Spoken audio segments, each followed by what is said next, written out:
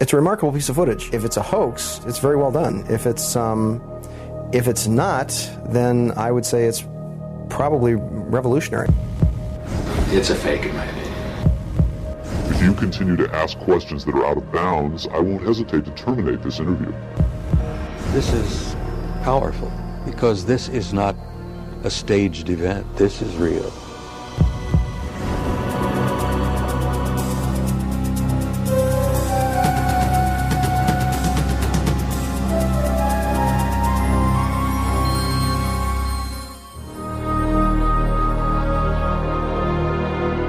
Interest in UFOs and Area 51 is at an all-time high. Last year, a highly rated TV special and best-selling home video purported to show an actual autopsy of an alien being from the famous Roswell, New Mexico crash of 1947. Many people and even some experts believed that autopsy footage was genuine.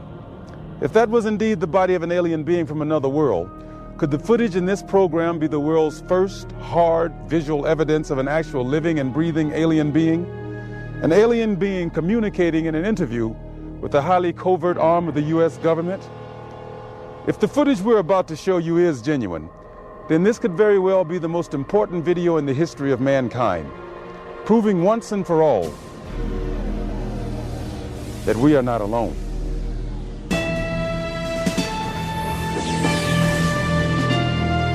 Within Nevada's Nellis Air Force Range, protected by the tightest security in the world, is the Groom Lake Test Site, a.k.a. Dreamland, a.k.a. Area 51, an installation so secret the government cryptically acknowledges its existence only as an operating location. Until recently, the military flat out denied the presence of such a base. It has served as the testing ground for many secret research and development projects, such as the U-2 and SR-71 Blackbird spy planes, the F-117A stealth fighter, and now the SR-75 penetrator, the super-secret replacement for the SR-71. Every morning, a select group of specialists with high security clearances, some reportedly as high as 38 levels above top secret, arrive at McCarran Airport in Las Vegas to be flown to Area 51 aboard a Boeing 737. From the time they leave the ground until they return to Las Vegas at the end of each working day, they enter a world no outsider can ever truly know, except through rumor and the occasional shocking revelation. In 1989, a physicist named Robert Lazar went public with the stunning claim that the United States government was test flying disc-shaped aircraft of extraterrestrial origin at Area 51. Interviewed in silhouette by a Las Vegas TV reporter, Lazar, calling himself Dennis, claimed to be employed at a site on the outskirts of Area 51 known as S4, where he was part of a team attempting to back-engineer the saucers to discover the secret of their advanced propulsion system. It was a very sleek, thin-looking, flying saucer-shaped craft. There were 9 total. I only got to essentially work, back engineer, or analyze one of the craft. It's very plain. It's all one solid color, a grayish pewter color, the same color as the outside of the craft. There are no sharp corners anywhere. Every device in the craft, the seat, the amplifier housings, everything has a rounded corner on it, almost as if it was all fashioned out of wax and then slightly melted, so everything curved, even where the ceiling meets the floor on the end. Everything has a curve to it. Very, very plain, very wide open, very impractical use of space. And there are 3 levels. The lower level houses the amplifiers themselves that swing, the 3 of them. The center level is where you enter the craft, where the seats and the amplifiers are, and the top level is a small area, and I did not have access to that, so I don't know what's up there. Absolutely alien craft, there's no question about it. Well, first of all, the scope of the project was to back engineer it. If they were United States craft, we wouldn't be going backward trying to find out how they were built if we had built them.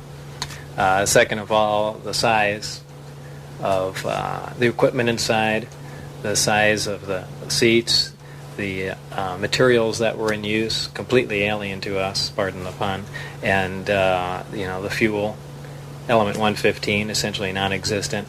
All these factors together, and of course the briefing information stating that they were alien craft. Along with Robert Lazar, rocket scientist David Adair is one of the few individuals who will go on record concerning his personal experiences with alien technology at Area 51. Was not of our origin. They shouldn't have let me see that. And then in the results of it, they locked me in a room. And the reason they locked me up in a room was because I wouldn't tell them any more about how the engine would function, and they started getting a little bit more perturbed about that.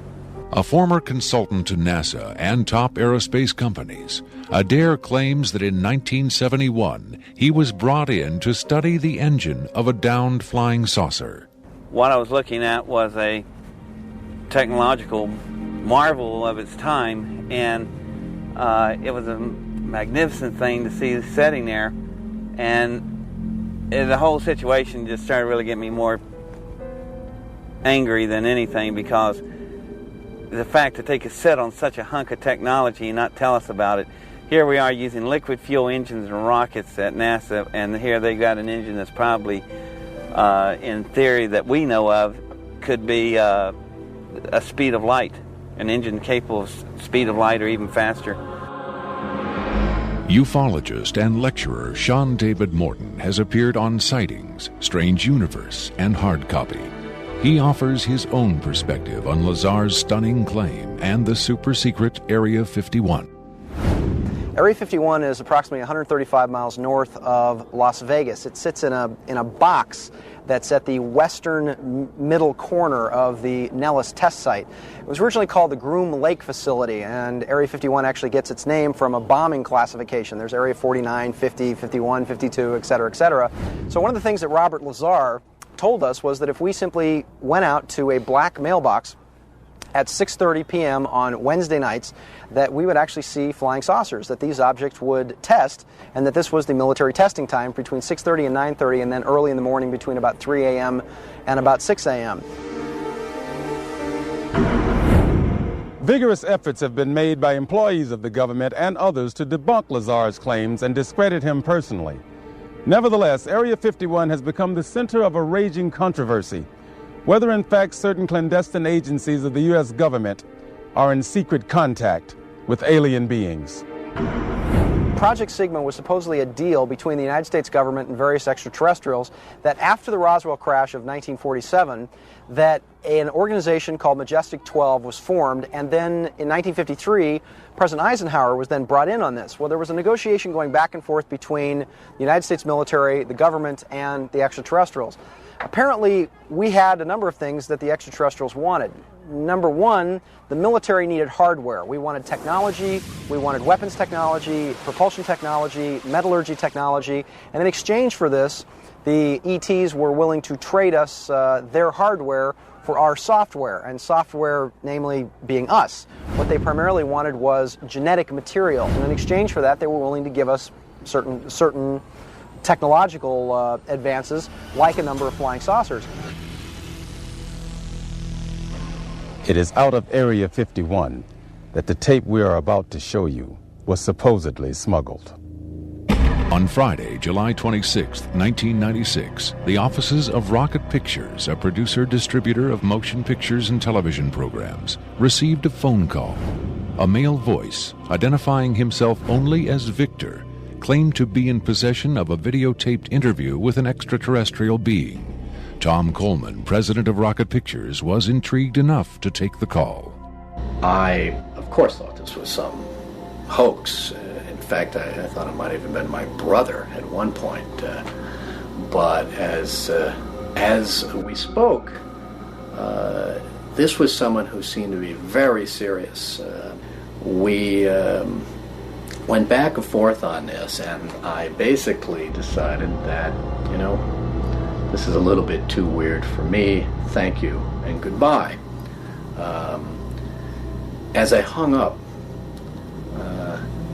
I had a very strange feeling that maybe, just maybe, there was something here. He said he had a tape of a space alien, an ET, that was being held in a military installation in Nevada. I'm not sure as a prisoner or a guest. And he had this on tape.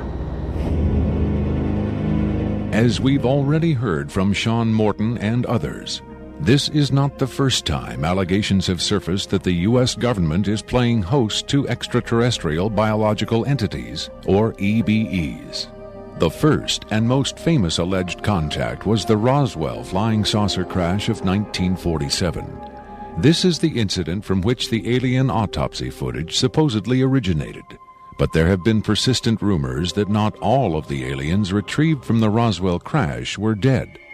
The final fate of the survivors, if any, is unknown.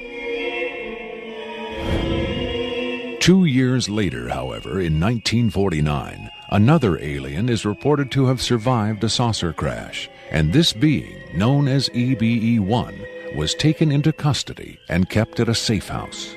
EBE-1 supposedly suffered from chronic health problems, which the doctors of the time were helpless to treat.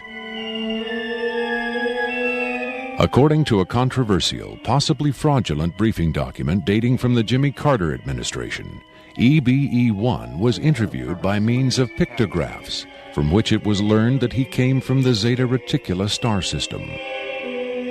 Can we eliminate one or more of these categories from discussion? The laborious process of developing a set of symbols that could be used and understood by both human and alien amounted to the creation of a new language. If such an effort was made, it represents the greatest achievement in linguistics since the deciphering of the Rosetta Stone.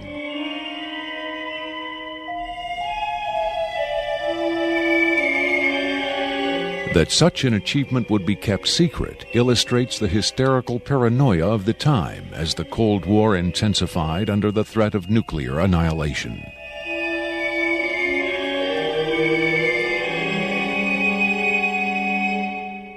The so-called Carter-Aquarius briefing document states that EBE-1 died of unknown causes on June 18, 1952.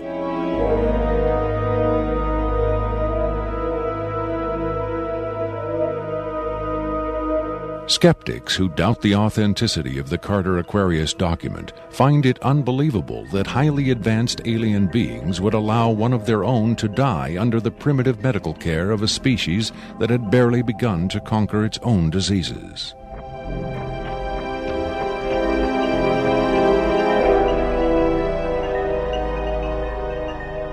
But as we will hear, there are those who claim that to the aliens, death is not a final end to be feared, but a mere transition. It was in the late 40s and early 50s that the U.S. government's policy toward UFOs was formulated. Publicly, there was Project Blue Book, which made a great show of gathering data on all the major UFO sightings, finally declaring them all to be hoaxes, mass hysteria, or swamp gas. But secretly, there may have been another policy at work. Over the years, several documents have come to light which seemingly confirm that a clandestine group, Operation Majestic 12 Group, aka MJ-12, was formed by special classified presidential order on September 24, 1947, for the express purpose of gathering information on UFOs and extraterrestrials, while at the same time keeping such information not only from unfriendly powers, but from the American public as well. If indeed Area 51 has become the nation's repository for alien technology and possibly alien visitors, then the extra-constitutional justifications for such secrecy were developed in the MJ-12 Group's planning sessions. James B. Forrestal, Secretary of Defense under President Harry Truman, is widely accused of being the mastermind behind the creation of MJ-12. Once created, Majestic may have expanded its mandate beyond what Forrestal had intended. Whatever secrets Forrestal may have known concerning flying saucers and alien visitors, that knowledge died with him when in 1949 he mysteriously plunged to his death from a window at Bethesda Naval Hospital. Though he was being treated for depression, many UFO researchers doubt that his death was a suicide and point to the sinister workings of the possibly mythical MJ-12, which in their hypothesis may have been protecting its secrecy from a man who had come to believe the people had a right to know. As late as 1989, according to Bob Lazar, the identification badges at Area 51 read MAJ for Majestic. In December 1994, a document purporting to be the Majestic 12 Group Special Operations Manual was leaked to a noted UFO researcher. It contains the following directive under the heading Isolation and Custody. EBEs will be detained by whatever means are necessary and removed to a secure location as soon as possible. There follows this disturbing amplification. Although it is preferable to maintain the physical well-being of any entity, the loss of EBE life is considered acceptable if conditions or delays to preserve that life in any way compromise the security of the operations. From the beginning of the UFO age, it seems, secrecy was always the government's prime directive. In 1988, another anonymous government source, codenamed Falcon, claimed that a second extraterrestrial biological entity, EBE-2, voluntarily became a guest of our government, allowing himself to be examined and interviewed. In this scenario, Area 51 became, for a time at least, a sort of extraterrestrial embassy, the setting for mankind's first attempt at diplomacy with beings from another world. Different sources disagree as to how communication was established.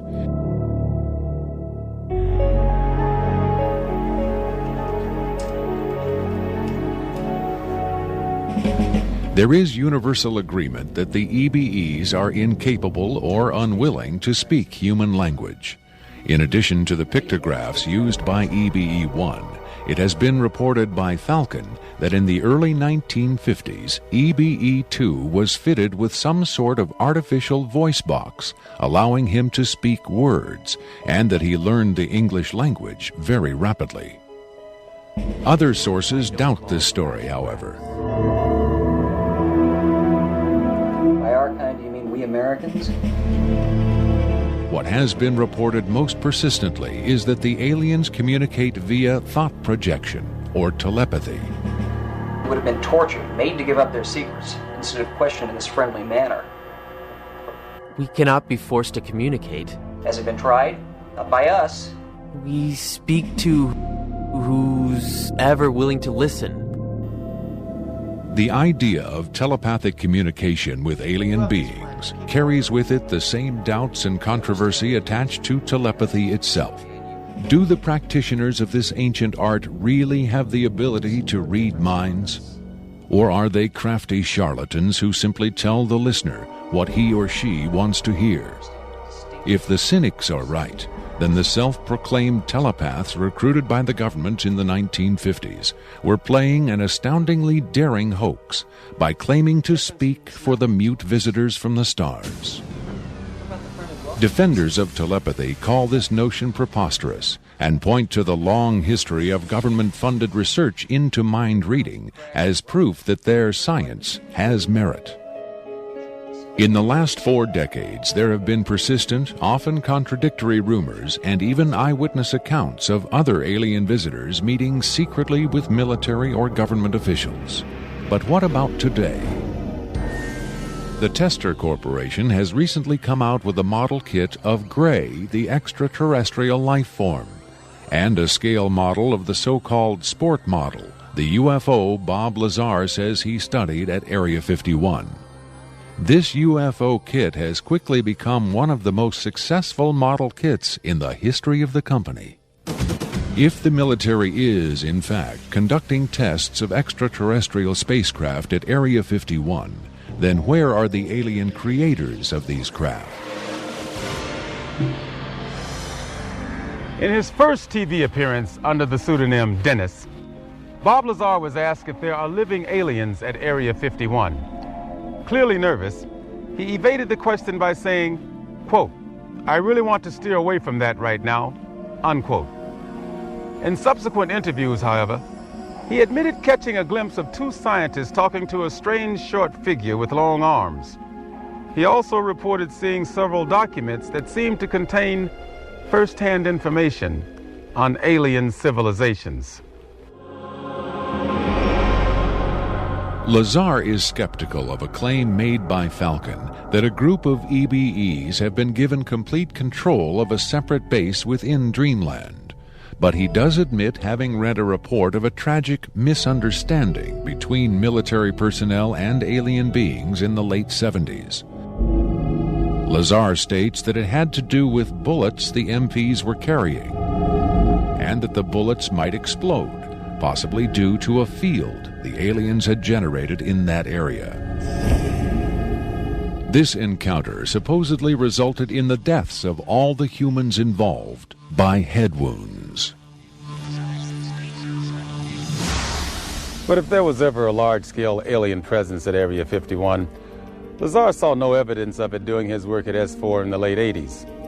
Is it possible that the deadly misunderstanding of 10 years earlier brought human-alien cooperation to an end?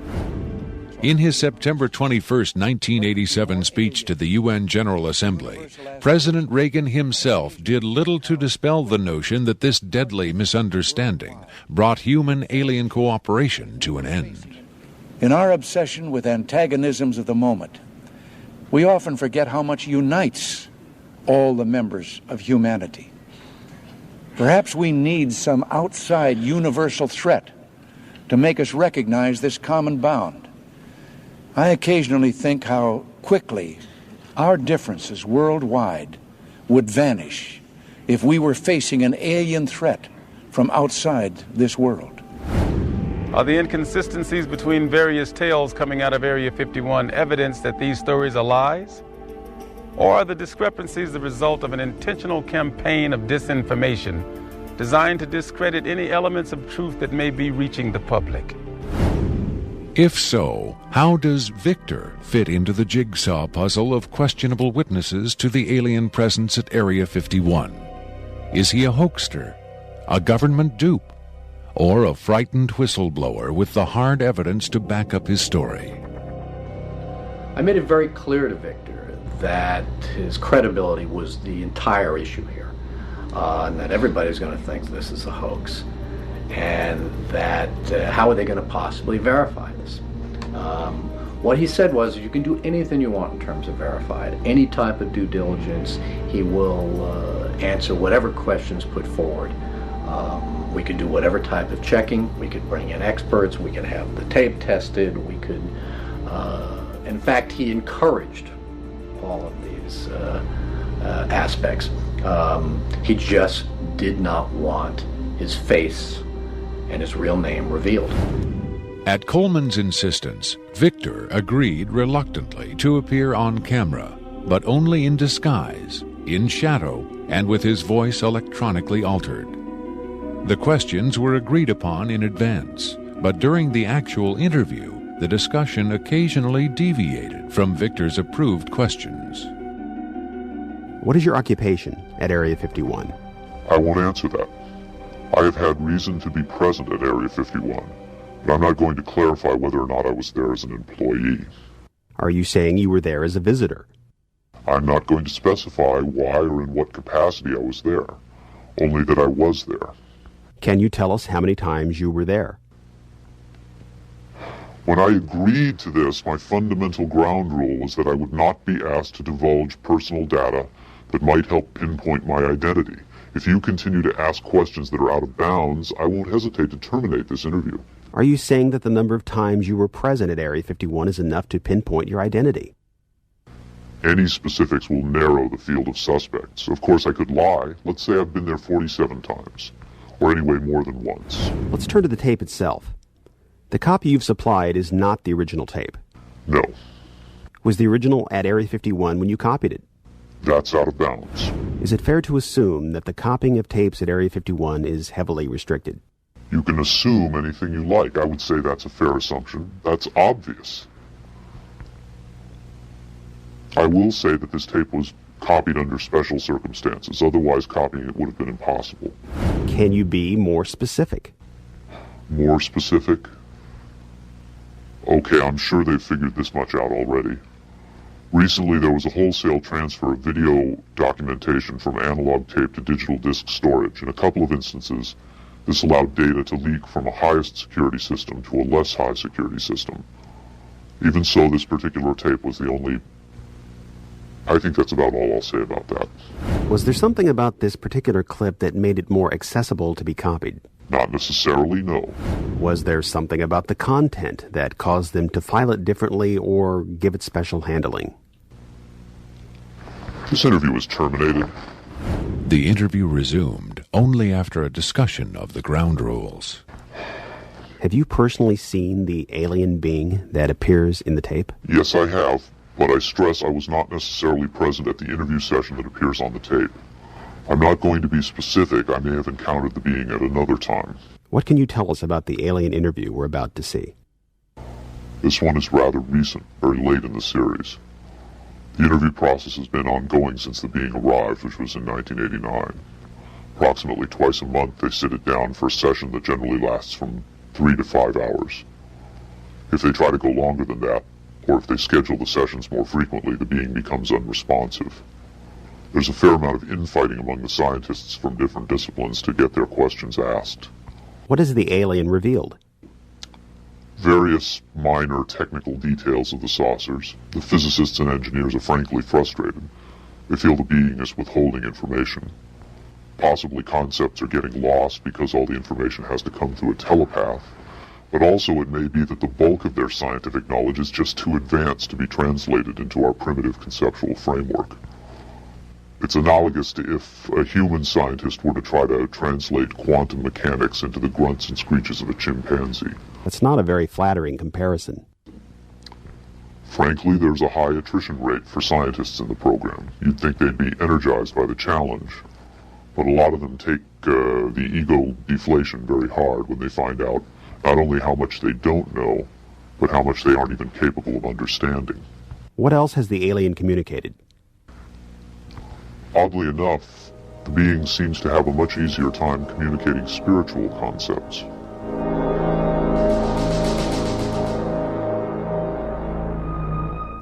The human body is a vehicle, a vessel. The vessel must be maintained to serve the spirit with maximum efficiency. But a broken vessel can be replaced. The human spirit, or the soul, can have many vessels. Is the process natural or technological? Both are one. Technology is a natural excrescence of humanity. Technology is a process the vessel uses to perfect itself.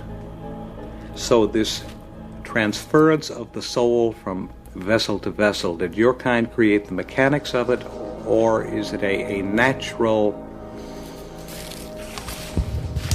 Did it predate the intellectual creation? Before understanding must come acceptance. And it's not technological. Well, I think what he's trying to say is that the question is meaningless. The soul can travel from vessel to vessel. Reincarnation, transfiguration, whatever. It's real. What I'm getting at is, does he know how it's done? Victor uses the term vessels to refer to the alien's conception of the body as a disposable vehicle for the soul. The UFO cult known as Heaven's Gate used the term containers in a similar context. The mass suicide of the Heaven's Gate cultists illustrates the dark side of accepting such ideas at face value. Doe, the Heaven's Gate cult leader, preach that humans can pass from container to container. The mysterious Victor, on the other hand, harbors no such belief. In his interview, recorded months before the Rancho Santa Fe tragedy, Victor made his attachment to his own earthly vessel abundantly clear. And let me just state here publicly, to head off any clever ideas anyone might be having, I have never been, am not now, and never will be suicidal. But how would the public know if something happened to you, since we don't know who you are? I'm taking care of that, trust me. If something happens to me, if I die, people will know who I am. Do you think it's a reassuring sign that these aliens can communicate with us on a spiritual plane? It would be nice to think so, but I'm not sure if it's really such an achievement considering the mismatch between our intellects. I mean, you're not going to have much luck making your dog understand calculus, but if you pet him on the head and say, "Good dog," aren't you communicating spiritually? And doesn't the animal control officer say, "Good dog," when he comes to put some poor stray to sleep?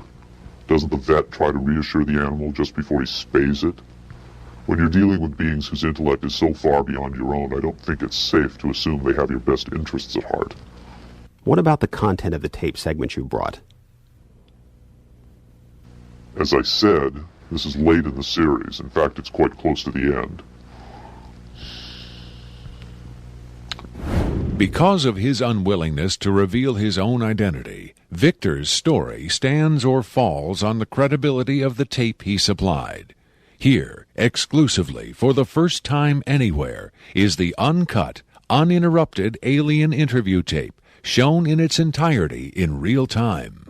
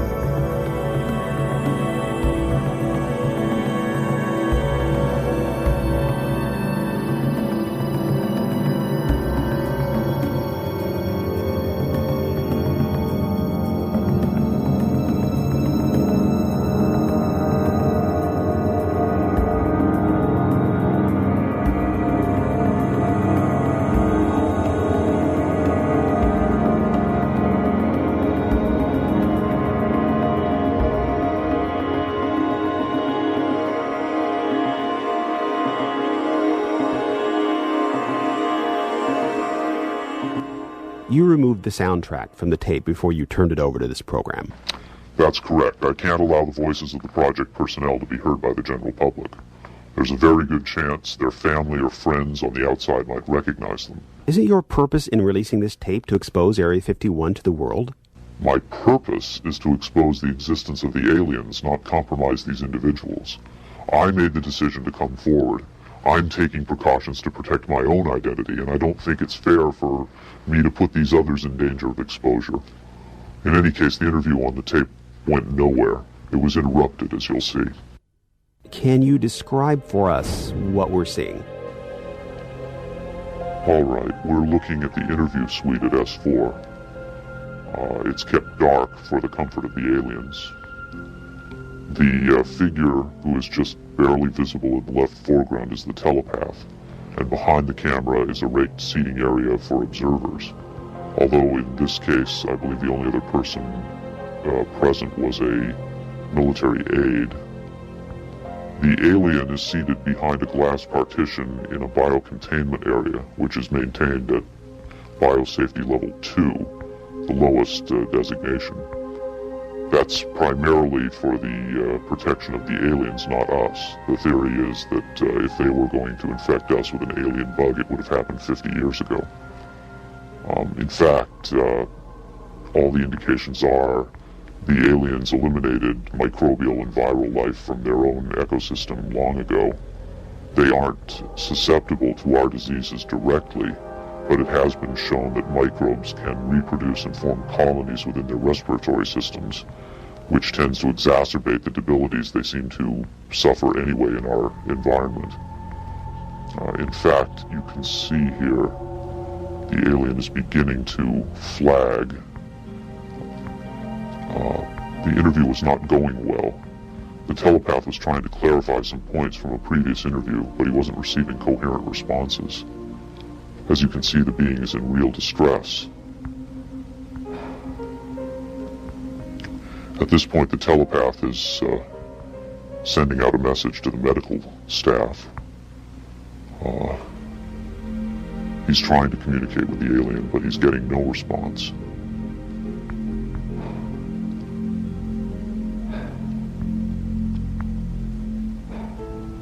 There's very little he can do. There's no direct connection between his space and the biocontainment area. That's the aide stepping in on the right. The medical staff should be there by now. They're slow in responding. There they are. I have to say the medical personnel at S4 are less than first-rate. They tend to be selected for their willingness to keep secrets rather than their medical competence. By the way, he's not shining that light into the eyes. It looks that way, but in fact he's checking for hemorrhaging around the eye sockets and in the nasal cavity. I'm sorry. It's very hard for me to watch this.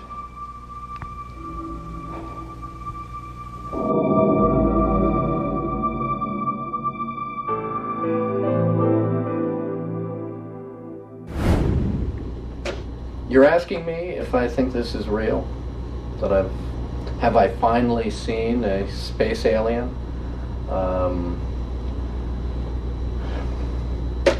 I don't know. But I do know this.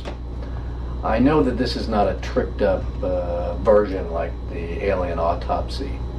It doesn't attempt to distract you away from the alien. It doesn't have that cinema verite, black and white. It doesn't go to great lengths to try to fool the audience.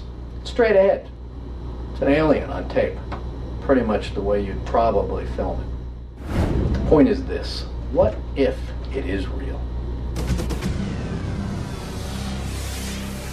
In evaluating the authenticity of the alien interview tape, the logical place to begin is with the videotape itself. What can the technical details of this recording tell us about its origin?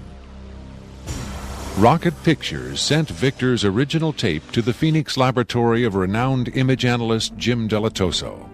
Using the most up-to-date digital technology, Delatoso tried to determine the tape's authenticity. I've been exploring, looking at different aspects of the image itself to develop questions for a matrix on is it real or is it fake. I grabbed a frame in the computer and we're outputting it now in digital format, and you can see that we have an absolutely solid picture. What we've done is taken the picture and moved it over so that we can look at the information that's in between the frames. Now, when we look at the motion video, we can see that it still is not bad. And when we have this little indicator down here, it tells me that the original image was transferred using some kind of time-based corrector. These are video screens up here, television, video monitors, and they're off at an angle. If this was shot using a video camera with lines on it, we would see moire patterns up there, and we don't see the moire patterns. So there's a probability that this was shot originally on film, possibly a film stock like 7252 or 7247, depending on the lighting. The idea that these images may have originated on film is in direct contradiction to Victor's statement that the interview was shot on video. On closer inspection, Delatoso decided the images could indeed have been recorded by a video camera under certain specific conditions. In this case, I get the sense of it that this was originally created using either film, transferred telecine to beta, that then this is the third generation, or it was taped under very low light conditions with the video gain boosted probably 12 dB. Even the emotionless analysis of a computer cannot provide a definitive answer. Delatoso's efforts yield tantalizing hints, but in the end they only increase the mystery. One of the key things about this creature are its eyes. Like the other experts, video analyst Jim Delatoso was emotionally affected by what he saw. He took the tape very seriously and offered this personal opinion. If someone faked this, I don't like these people. I think it's a bad thing for people to do, because if extraterrestrials come here, it's an incredibly important thing to understand who they are and why are they coming here. If this is not faked, I think we've got a glimpse here of a sense of communication with someone who came from a long distance away.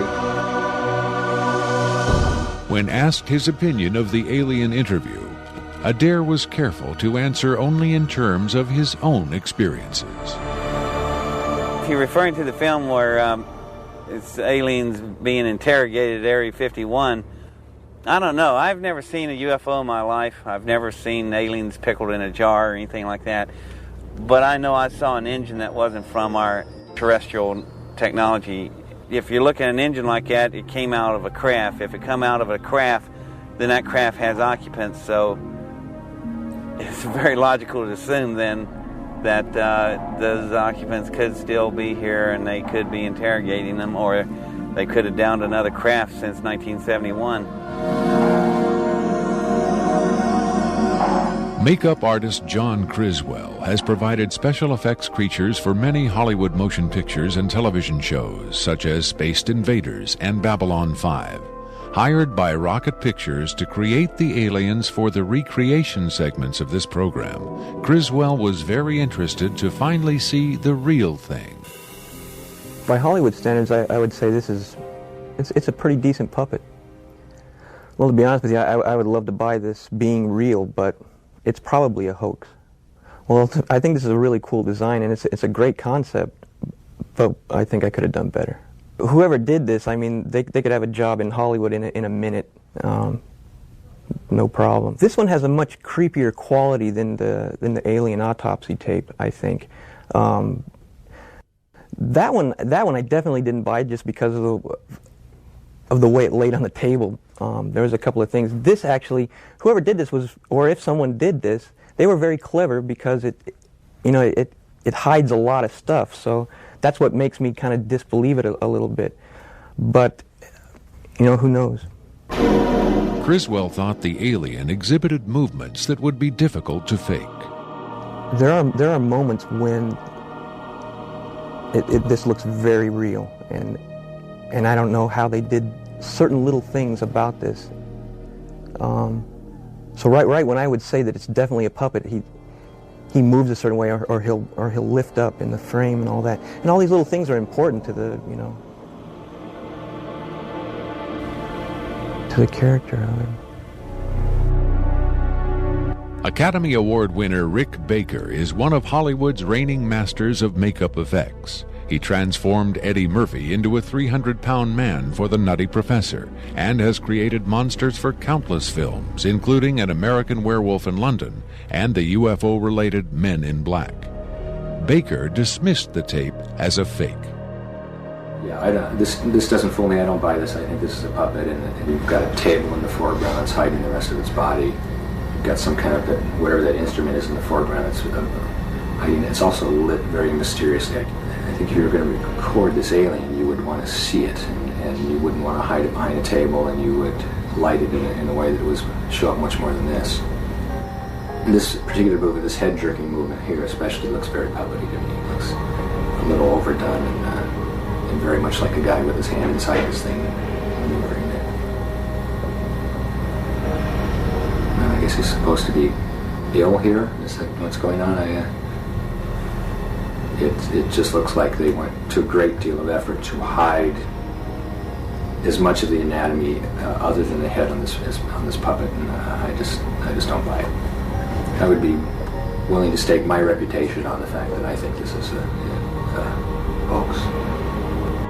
It's very interesting to see, though. In Baker's opinion, there was no controversy at all. It's a fake, in my opinion. We could build better. We have built better. UFO expert Robert Dean, on the other hand, had no doubt whatsoever that the tape was authentic. This is powerful because this is not a staged event. This is real. In the 1960s, Robert O. Dean served as an Army intelligence analyst at NATO headquarters in Europe, where he claims to have seen first-hand evidence of alien beings and their artifacts. Retired from the Army, he is now a highly regarded UFO researcher and analyst. Dean was asked to view the tape and offer his expert opinion. Treating him like a piece of livestock, wiping his lips. Calling on his own first-hand experience for comparison, Robert Dean was stunned and moved by what he saw. That breaks my heart.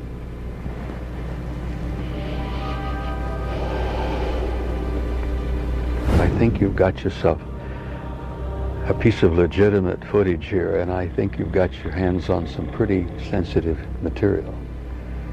I don't know how the hell you got this. I don't know who you got it from, and frankly, I don't want to know who you got it from.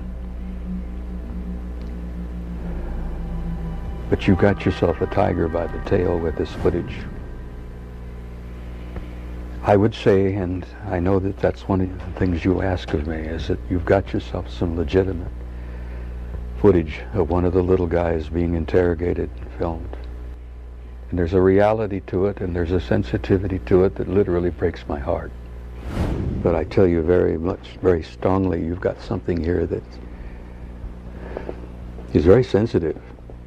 Well, I know that the level of classification on this kind of a thing is so far damned above top secret that you can't imagine how sensitive this kind of thing is, and how delicate it is, and how tightly the government sits on anything like this. Sean Morton looked for clues to the tape's authenticity in the technical details of the interview's setting.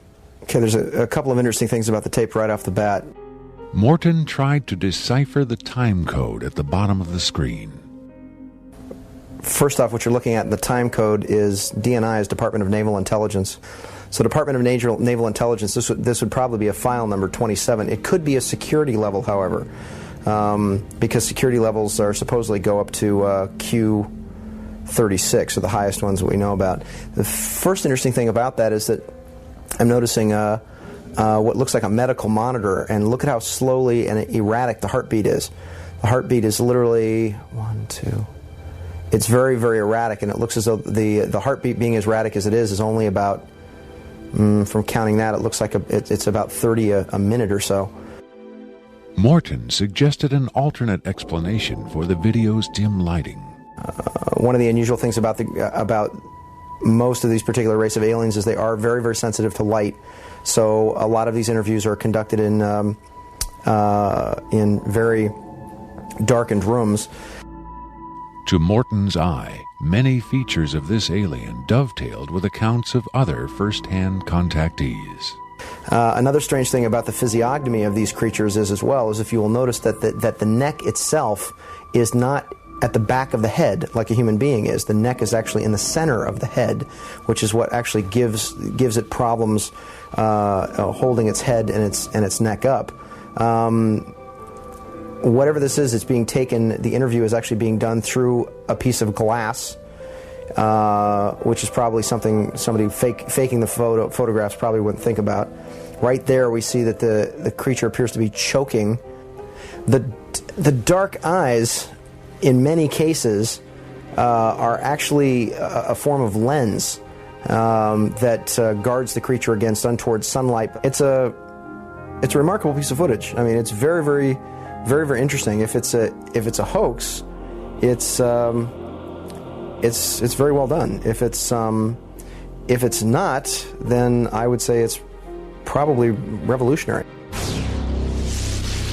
Another expert who was asked to examine the tape was Michael Hesseman, one of Europe's leading UFO researchers and author of the international bestseller Beyond Roswell.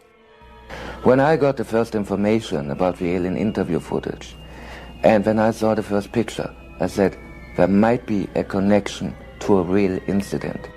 Hesseman was intrigued both by the alien's appearance and by Victor's claim that the being arrived at Area 51 in 1989. If it is authentic, it might be the most significant film ever published, ever shown on television. For several years now, Hesseman has been investigating reports that the South African Air Force shot down a flying saucer in the Kalahari Desert in 1989. According to Hesseman's sources, 2 survivors were retrieved from the downed saucer. One was sent to Wright-Patterson Air Force Base in Ohio, and the other to Area 51.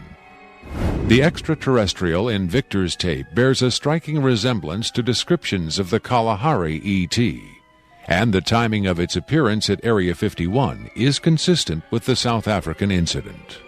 If you see the drawings we have of the Kalahari alien and the descriptions we have, it seems to be the same being. And the Kalahari incident puts the alien interview footage into a context and gives it at least a probability that it might be real. It might be the real stuff, we just don't know. Whitley Strieber, best-selling author of Communion, claims to have had numerous personal contacts with alien beings. He has become the de facto spokesman for the growing number of people who claim to have been abducted by extraterrestrials. The nationally syndicated television program Strange Universe asked Strieber and several other abductees to view the alien interview tape. What Strieber saw left him profoundly shaken.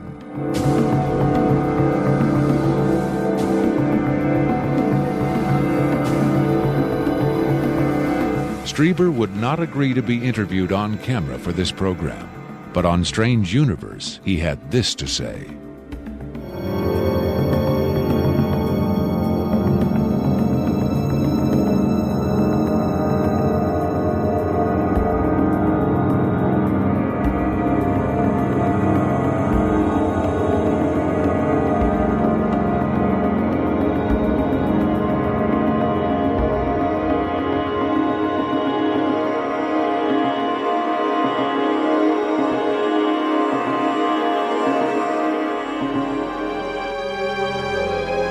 On May 23, 1997, Victor gave a radio interview on the nationally syndicated show Coast to Coast AM with Art Bell. Speaking by telephone from an unknown location, Victor answered questions from host Art Bell and his guest, UFO expert Sean Morton. From the Kingdom of Nye, Coast to Coast AM continues with Art Bell. It is going to be a very interesting morning. Let's see if we've got Victor on the line. Victor, are you there? I'm here. Welcome to the program, Victor. Afterwards, this is what Bell and Morton had to say about Victor's credibility. What a hell of an interview, huh? Boy, oh boy, talk about making history on the radio. It was, as far as I could tell, he answered every question properly, as far as exactly where the locations are, to the descriptions of the the transports, the 737s, to the CTS-43s, the retinal scans, the 5 levels at S4. A veteran of countless controversial interviews, Art Bell still found himself impressed by his encounter with Victor. In the first, I think, half hour, I sensed that I was getting a kind of a runaround, or that I was not satisfied with the quality of the answers that I was being given. But as the interview progressed, and Victor, to some degree, began to relax, I began to get a different sense, and that was that he was telling me the truth. I think Victor was scared. I think Victor really is scared. And so my judgment of the interview after about the first, maybe 20 minutes, half hour, is that we began to get some real information. It was a significant milestone. There's no question about that in broadcasting.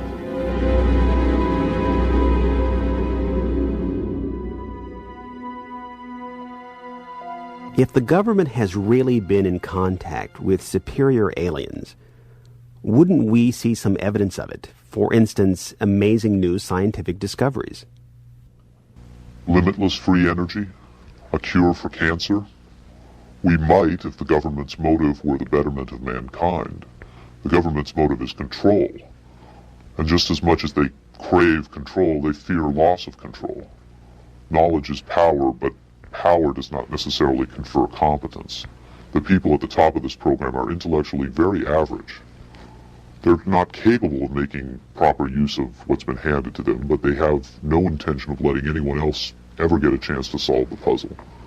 And let's not forget there's also the real possibility that the government is being manipulated by the extraterrestrials for their own purposes. You could have released this tape to the news media, but you insisted on being paid for it. Doesn't that cast doubt on your own motives? Yes, and I was aware of that going in, but that's a cross I'm prepared to bear. I find it disgusting that the most important event in human history is being kept secret simply because certain unimaginative officials have the power to do so. But at the same time, I do see the irony in my own actions. All I can say is, had I had the choice, I would not have insisted on profiting from this revelation. But since by lifting this veil, I've endangered not only my career, but possibly my life, I felt the need for some small measure of monetary freedom to deal with any eventualities. And let me say, I could have demanded significantly more money than I did if I had been willing to compromise my anonymity. There have been other whistleblowers who jumped at the chance to become celebrities, which I think casts even more doubt on their motives than some people may be casting on mine. Do you believe your life is in danger as a result of making this tape public? I would hope not. I would like to think my government is a little more civilized than that, but at the same time I don't intend to give them the chance to prove me wrong. At any rate, to a certain extent, I'm counting on being disbelieved. Obviously, they would like me to be perceived as a hoaxer.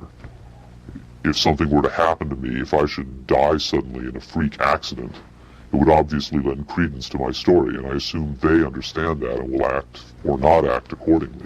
Why should anyone believe this tape is authentic? Use your own judgment. That's all any of us can do. There's been so much secrecy and disinformation over the last 50 years that it's become impossible to prove anything in the face of official denial. Of course, the flip side is nobody really believes anything the government says. Robert Dean heads a growing movement lobbying Congress to release former NASA intelligence and military officials from their security oaths so they can talk openly about U.S. involvement with UFOs and aliens. As early as 1949, your government knew we were dealing with extraterrestrial intelligence. And then it sort of blew up more and more. Every year there were more discoveries, more conclusions, more contacts. And as you probably know, we have indeed retrieved crashed hardware, and we have reverse engineered it, and we have indeed been flying some of that hardware in this base not too many miles outside of Nellis, near Las Vegas. Dean believes the time has come for the government to tell the people what it knows. The truth has got to come out. We're over 30 years too late. The people not only have a right to know, they have a need to know. And damn it, I stand in this belief, and I will say this and stand by this till the day I die. Congress has the responsibility, Congress has the obligation to the people, to the Constitution, and to the nation.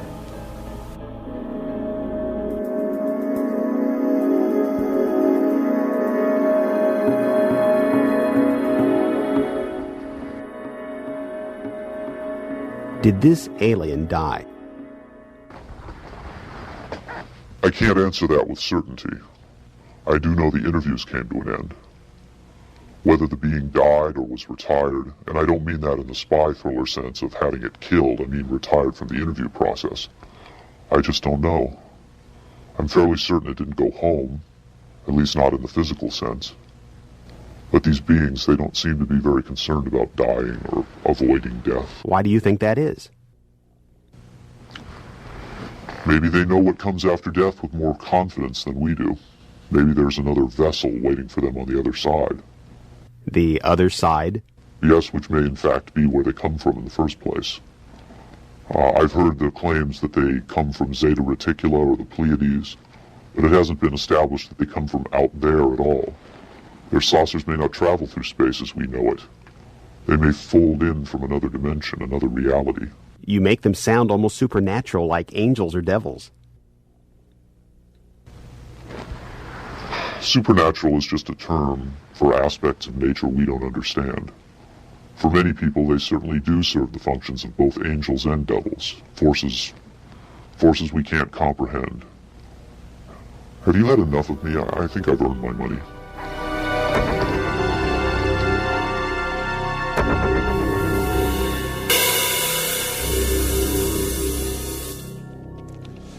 Is seeing believing?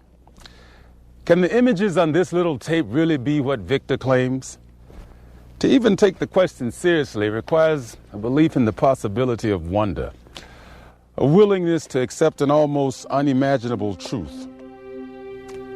It's far easier and safer to label it a hoax. I'm standing on Nevada Highway 375, America's official extraterrestrial highway, redesignated last year by the legislature in acknowledgement of the worldwide fame that has become attached to this desolate spot. Beyond those mountains is Area 51, the most widely discussed secret place on Earth. Whether as a hoax or a mind-expanding revelation, this alien interview is now a part of the Area 51 legend. There will come a day when the secrecy at Area 51 ends. When that day comes, then we will know whether this tape was real and what the true motive was for its sudden appearance. Until then, we can only speculate, investigate, and hope.